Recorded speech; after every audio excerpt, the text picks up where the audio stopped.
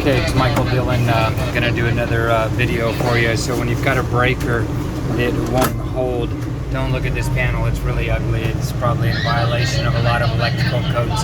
But all these breakers were working. These two breakers would not hold. So you'd activate them and then they'd fall back. So they've been abused and overloaded for too long. So in order to pry this out, you disconnect the main power feed. You pry on here with a screwdriver. This will pop out and that will allow you to remove the breaker. There's two screws, one right there and one right there.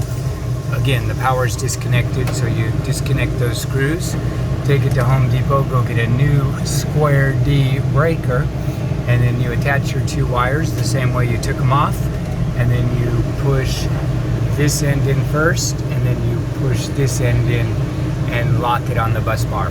So that's the easy way to replace a breaker, and I hope you like this video. Appreciate a like and a thumbs up, and especially comments. I'm not getting many comments, and I do appreciate the new subscribers, so thanks so much.